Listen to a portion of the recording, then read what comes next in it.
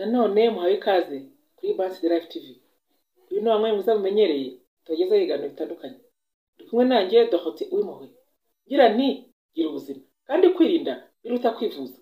Turakomeje mu byisho byacu byiza kandi nkomeje gushima abantu mwese mukomeza kudutera inkunga. Yaba ari yo gukora subscribe, yaba ari yo gukora share, yo gukora like cyangwa comment, mukatubaza ibibazo, rwose ni inkunga ikomeye mwa murimo kuduha. Ubu rero tugeze mu kindi cyigisho cyiza cyane. Tugiye kurera hamwe ibintu bigera kuri 12 umuntu agomba kuba azi gukora mbere y'imyaka 40 nibura.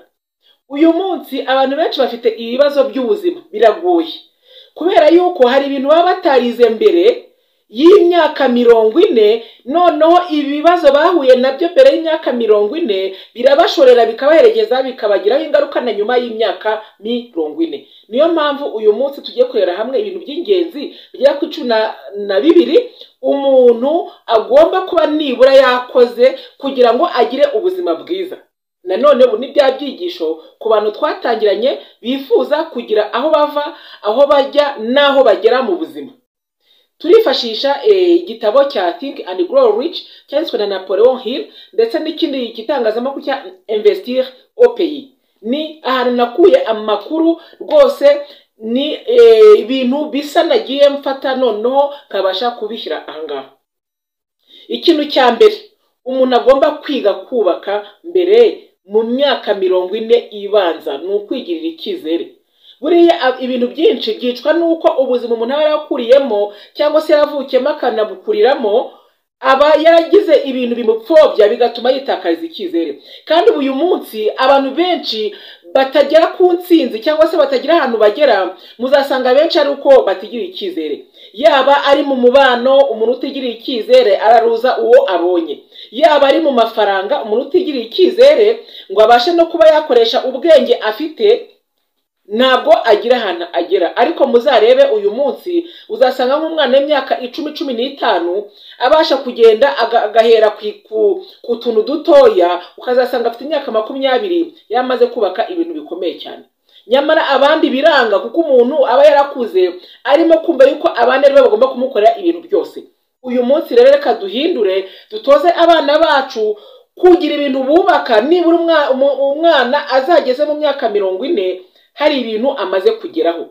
Uyu munsi ni ibibazo kuko hari n'abantu bakiri mu myaka 40, 50, 60 nta kintu barageraho bitewe n'amateka y'ubuzima yabashoreye. Uyu munsi rero reka tubihindure, dufashe abana bacu uyu munsi barimo kubyiruka kugira ngo bubake ikintu gikomeye cyane. Ikintu cya kabiri, kumenya impamvu yo kubaho. Umuntu agomba kubaka iki kintu akamenya impamvu ariho, akamenya na mission afite mu buzima, bikamufasha kujya gute kumenya guhitamo icyerekezo cy'ubuzima. Uyu munsi umuntu wese utazi icyerekezo cye, ntazi aho avuye, ntazi aho ari, ntazi naho ajya, biragoye ko hari ahantu yagera. Ariko umuntu wese mu myaka mitoya, kuva ku myaka, mbese umwana afite ubwenge imyaka 7-8, mu cyagihe umubyeyi ubaka mbese imico y'umwana ni wowe akamutoza n'iki kintu akamenya kugira amahitamo meza. Uyu munsi ngewe nawe turi ingaruka cyangwa se turi imbuto z'amahitamo mabi twagize, cyangwa se nawe ukaba uri imbuto z'amahitamo meza wagize. Uyu munsi buri muntu wese ni urubuto rw'ibyo yahisemo mu buzima bwe kuva ari mutoya kugeza uyu munsi. Ubwo rero ugomba kubaka iki? Guhitamo iby'ahazaza hawe cyangwa se ibyiza by'ubuzima. Ubwo rero iki ni icyigisho ngira ngo ababyeyi cyangwa se n'abasore batari bageze mu myaka 40 babasha guha iki cyigisho akaciro. N'abakobwa nuko nguko, n'ababyeyi birabareba kugira ngo nibura abana barimo kubyiruka batozwe ikintu cy'ubuzima kandi bufite intego. Ikintu cya gatatu, kutagira uwo urebaho ngo uvuge uti uyu nguyu niwe ugomba kumfasha ibi n'ibi. Iyo ugize umuntu wishingikizaho, uyu munsi umuntu aba yishingikiriza ku babyeyi, akishingikiriza ku miryango imwe n'imwe wenda idahanira inyungu, akishingikiriza kuri leta ngo imufashe. Niyo mpamvu buri umuntu ukunda gufashwa hari ahantu atagera, kuko igihe cyose umutima wiwe azahora atekereza imfashanyo. Niyo mpamvu rero muri ino myaka mbere yo kugira imyaka 40 uramenye utagira umuntu utekereza ko azagufasha. kuko nutekereza umuntu aragufasha ukanamusaba akakwima birakubabaza. Ariko utangiye utekereza neza yuko ugomba kubaho wiga kugira ubuzima bwiza kandi ukabuza icyo ushaka, kandi yuko no kukigeraho bishoboka iyo ubitekereje n'ijuru riragufasha ukabigeraho. Ni nayo mpamvu umwanditsi umwe yaravuze ngo ibintu byose utekereje uraba. Niba utekereza ibyiza byakubaho biraba, n'ibibi kandi nabyo biraba. Niyo mpamvu rero inshuti yanjye kwirinda biruta kwivuza. Ugomba gukora ku buryo bwose uba umuntu nubwo waba ufite akazi kameze gute, ugomba kubyaza umusaruro ka kazi, ukajya ufata amafaranga wahembwe ukayakoresha indi mishinga ibyara inyungu witegura kuzasezera akazi. Uyu munsi abantu bicaye bakorera amafaranga bavuga ngo bazabeshwaho na pansiyo, ariko pansiyo ishobora kutaguhaza. Nyamara waritoje gufata ibintu ubyaza inyungu amafaranga ubona, na pansiyo ushobora kuzabona na pansiyo n'ibindi bintu wagiye wubaka bikakugira umumaro mu myaka iri imbere. Icya kane, kudategereza umurage. Uyu munsi ababyeyi n'abana bajya bashwana, ukumva umuntu ngo ntibampa umunani, ibintu nk'ibyo ngibyo, ibintu by'iminani.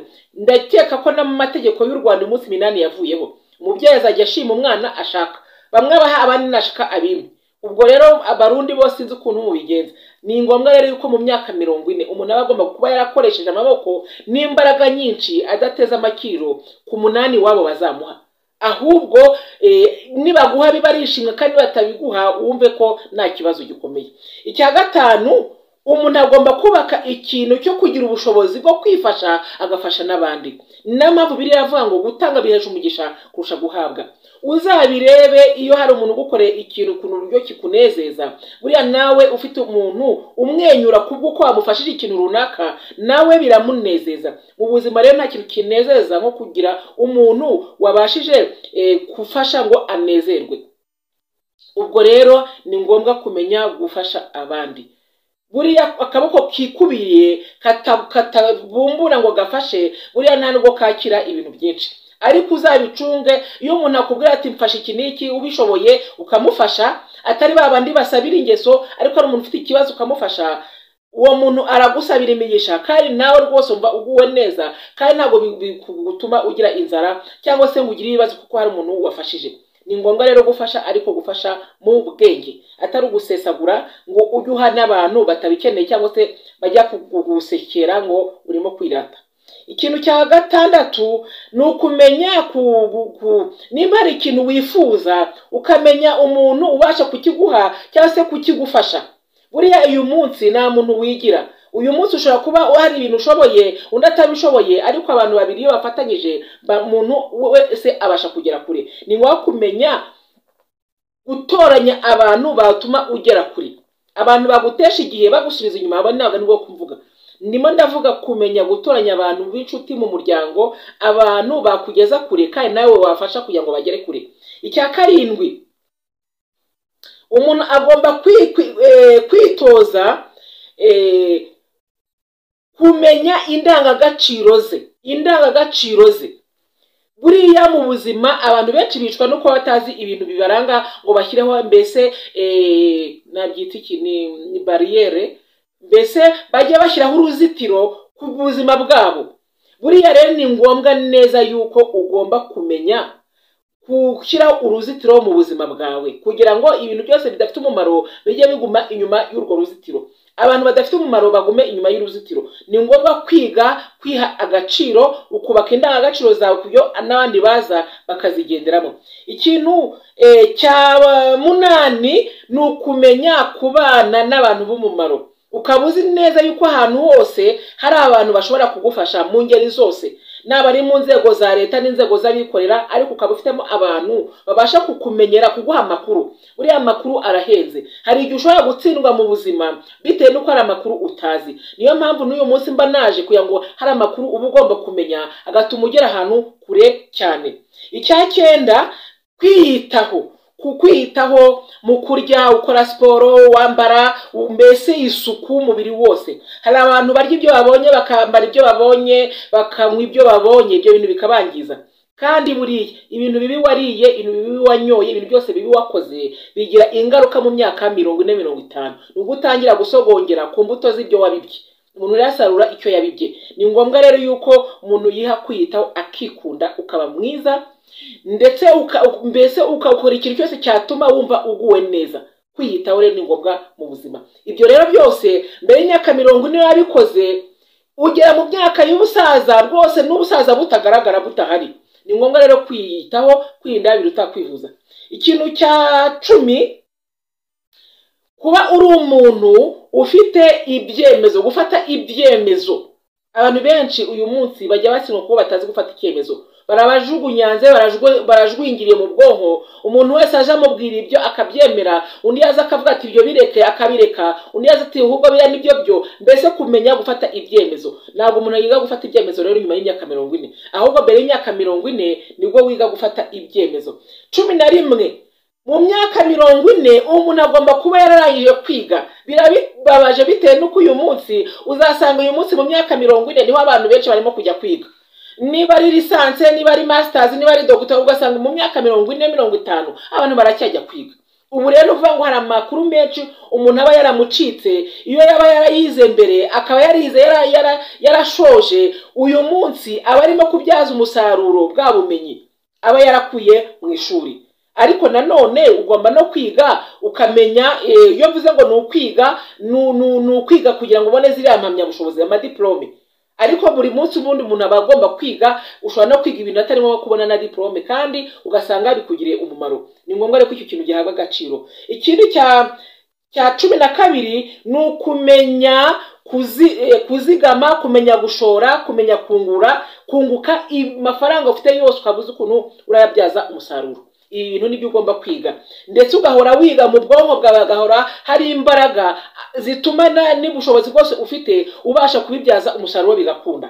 Ibi bintu rero 12 nibyo nabashije kubona bibasha gufasha umuntu mbere y'imyaka 40 wabikoze neza ibi bintu byose mvuze. Mu nyuma y'imyaka 40 ubaha ubuzima bwiza kandi ukahita ubona inyungu urimo gusarura imbuto z'ibyo wabibye mbere y'imyaka 40. Ubwo rero nongeye mbisubiremo icyigisho, umusore wese kiramureba, umukobwa wese kiramureba, umugabo wese biramureba, umugore wese biramureba. By'umwihariko ababyeyi bafite abana barimo kujya mu bugimbi, babatoze iki kintu kugira ngo bazagire imyaka 40 ari abagabo ari abagore kandi bakomeye kandi bafite icyerekezo cyiza cy'ubuzima. Ese hari ikindi kintu ushobora kumbwira naba ntashyizemo hano? Nyandikira muri comments. Niba uri mushya kuri channel, kora like, kora subscribe cyangwa se abone, ukoresha kugira ngo bino byigisho bigiye ku bantu benshi. Igice kwa namwe kumwe nanjye Dorothée Uwimpuhwe, naho utaha muri video ikurikira. Bye.